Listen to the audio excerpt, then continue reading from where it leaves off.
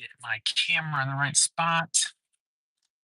Take off my seatbelt because, hey kids, don't go live while you're driving. Not good. Not good. Safety first, okay? In everything we do. All right, so tonight I'm going to be talking about three poor mindsets that will keep you broke forever. And this is important to understand because I don't want you to be broke forever. Do you want to be broke forever? Of course not. Of course not. So these three mindsets, very, very destructive. I'm going to be talking about mindsets that have been discovered in the field of psychology and the field of financial psychology. So, both that will trip you up, that will keep you down, that will keep you exactly where you are right now. And if you're happy where you are right now, don't change anything. But if you want to have a different experience in life, in terms of your relationships, your happiness, your career, your financial status, you're going to have to address these three mindsets. They're toxic. They will keep you broke forever, and you deserve better. And what's so great about it is when you identify what these are and you recognize what they are and you come to terms with them, you can then go on to start creating the life of your dreams. And I want you to have it. So let's get started right away with number one. The number one mindset that I want to talk about that will keep you broke, that will keep you down, that will keep you suffering, that will keep you lonely is something that we call in psychology an external locus of control. And let me break this down for you. Locus of control means the location that you attribute control in your life. And there are two types. There's an internal locus of control and there's an external locus of control. Now, listen up because you want the internal locus of control. This is perhaps the most important psychological concept that you will ever learn because an internal locus of control is associated with higher income, higher wealth, better performance in education, happiness, better relationships. You want all of this. You deserve all of this. An internal locus of control, when something is happening in your life, when you are reflecting on the status of your relationships, when you are reflecting and thinking about your financial life, your income, your business success or failure, everything, and internal locus control, you are wired to be thinking about it's because of me. This is a bitter pill to swallow when what you're getting in life isn't exactly what you want to get in life. When what you're getting in life isn't feeling good to you. It isn't helping you along your path, your desired future. So, for example, if I'm not getting paid enough, an internal locus control says, what can I do to get paid more? What do I need to do? Do I need to increase my skill set? Do I need to take a course on how to negotiate a salary raise? What do I got to do? Do I need to increase my education and look for another field to work in? If I truly feel like I'm being undervalued, what am I going to do about it? That is what an internal locus control ultimately says. What am I going to do about it? I'm not happy with what's happening in my life.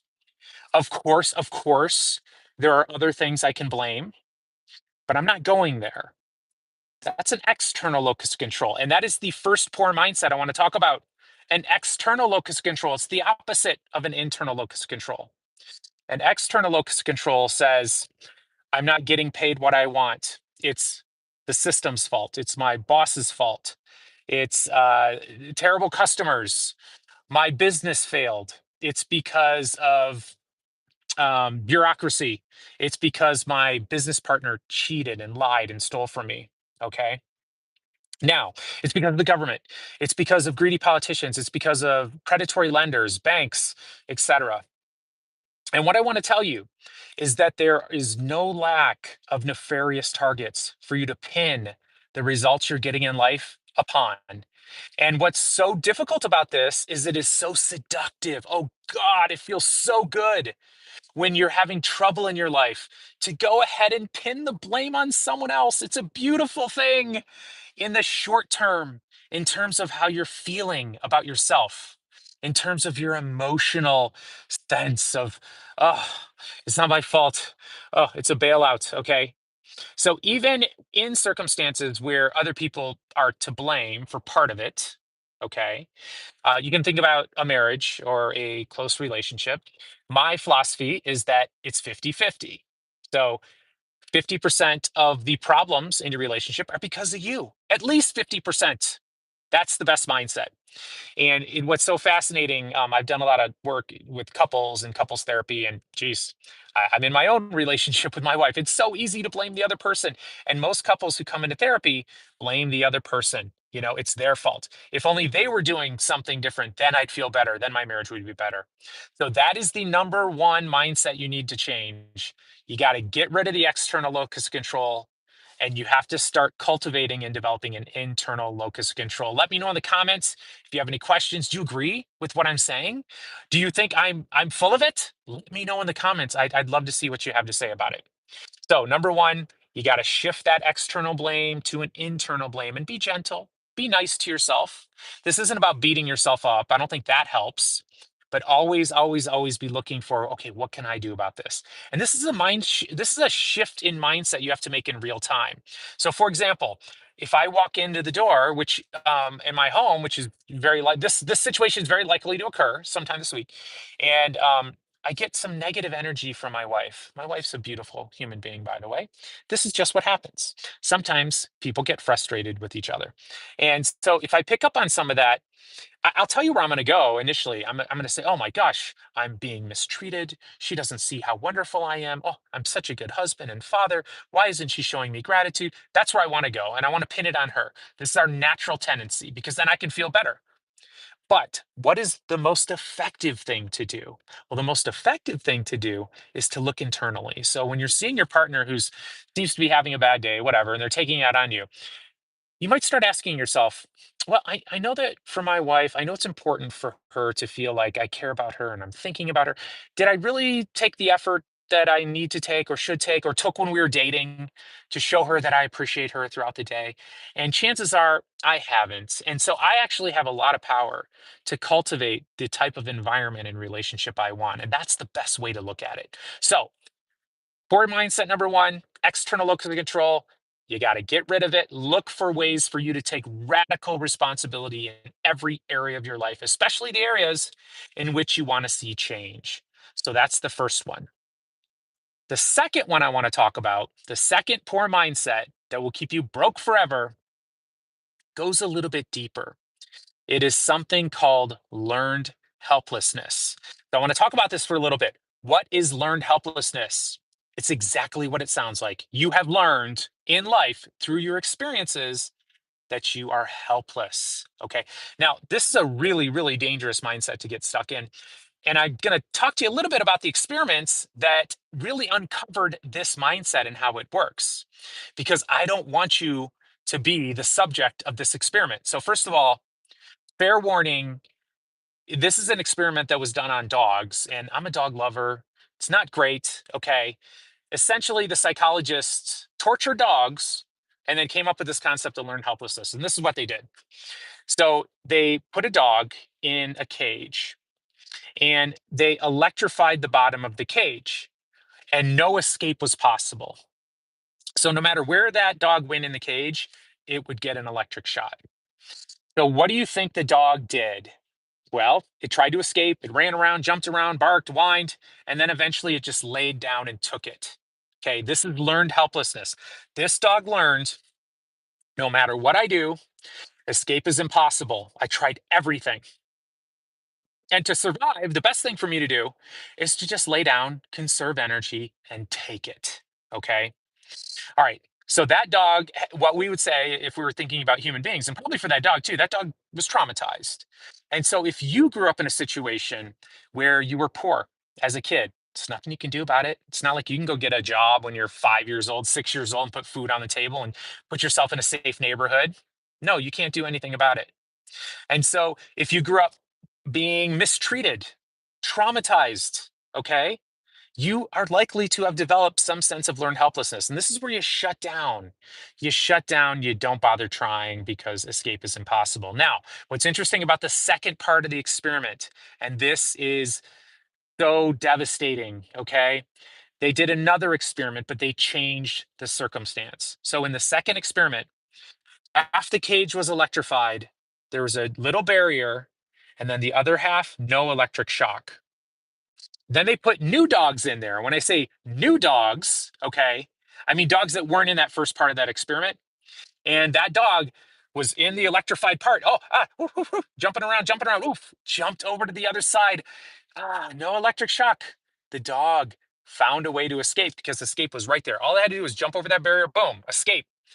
Safety, lack of pain. Great. But they then took the dogs from the first experiment and they put them into that second experiment. So now remember, these were the dogs that had been trained in a cage that no matter what they did, they got the electric shock, they could not escape. And if you're joining me for just now, this is the second poor mindset I'm talking about. It's called learned helplessness. So that dog that had been traumatized in the first scenario was put in the cage. It just laid down and whimpered. It just laid down and whimpered. It learned that escape was impossible, but escape was possible. All the dog had to do was just jump over that barrier. No more electric shock. But it had learned through previous experience that no matter what it did, it could not make a better life for itself. It could not escape. So, what does this have to do with you? What does this have to do with learned helplessness? And why is this a devastating poor mindset that'll keep you broke forever? Because you're an adult now. You're not in that same situation. You may feel powerless because this is learned. You have a learned helplessness. Okay. But escape is possible. Escape, I can see it. When I talk to you, when I hear about your situation, it's obvious to me. If you just take these steps, this information's all over the place too, by the way. I'm not a magician, but it's so obvious to see people who are stuck in this cycle from the outside going, all you need to do is this, this, and this. And guess what those people do? People who are suffering from that trauma and that learned helplessness. They give excuses. Oh, but that wouldn't work. And what about this? And what about that? Meanwhile, people who hadn't had that experiment experience will take notes and go, oh my gosh, okay. And then they go do it and they create a better life for themselves. So what am I trying to say here? If you have had a history of trauma, a history of living in poverty, growing up poor, of course you're going to feel disempowered. Of course you're going to have the mindset that escape is impossible. I can't do anything to change my life. But you absolutely can. You absolutely can. So look for people who can inspire you, be open minded, understand that your resistance to ideas on how to better your life, it makes sense psychologically. This is something you can heal and it's something you can change. Okay. So the first two mindsets I'm talking about that are poor mindsets that keep you broke forever. The first one is that external locus of control, where you're blaming everyone else and outside circumstances for the results you're getting in your life. That's very toxic. What you want to do is take personal responsibility for as much of it as you possibly can. The second mindset is that learned helplessness mindset where you were stuck as a kid. Perhaps you were traumatized. Perhaps you were living in poverty. You learned that escape was impossible. Carrying that mindset into adulthood is also toxic. And if you can't get through it, I'm going to strongly encourage you to seek psychotherapy and get some help. Therapy can be incredible for helping heal that trauma. And I'm going to move on now to the third toxic, poor mindset that can keep you broke forever. By the way, there are dozens of these. I'm just sticking with three. And it's a form of that learned helplessness. But this is where you believe that the system is rigged against you and there's nothing you can do about it. Okay. Now, this is a very prominent belief people have. And if you look around, it's real easy to see that the system is not fair. You and I were not born into the same circumstances. Perhaps you were born in a better one or a worse one. You may not have the same advantages that a, for example, Caucasian male living in the United States, heterosexual, Christian background, able bodied person might have. Now, I grew up low income, so that's a disadvantage. But the bottom line is the system is totally unfair. It is unfair. It's unfair. But it's not rigged against you. It's really not. And here's my proof. I guarantee you that I can find somebody just like you, somebody who's had experiences just like you, somebody who looks just like you, somebody who from the neighborhood you're from, somebody from a dysfunctional, broken home where there's abuse and trauma and drama. I know I can find those people. Some of those experiences I've had myself, okay? Who have been able to climb the socioeconomic ladder, who've been able to take steps to better their mindset and their education and to find opportunities and to create opportunities. So, is the system fair? Absolutely not. The best way to look at it, the most effective way to look at it, is that it's a game. Okay. And if you learn to play the game, you can become successful. I truly believe in you. I absolutely know you can do it. I love you. Okay, I'm here chatting with you because I care.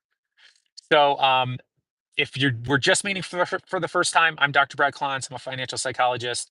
I grew up low income, and I've dedicated much of my professional life to understanding the psychology of wealth, with the idea of bettering myself, giving my kids better experiences than I had, and to sharing the message with as many people as possible. So give me a like, give me a follow if you're into this, if you want to support my mission and you want me to continue to be pumping you full of incredibly helpful mindsets and facts that empower you and inspire you. That's what I'm here to do. Take care. Thanks for hanging out with me, and I'll catch you next time.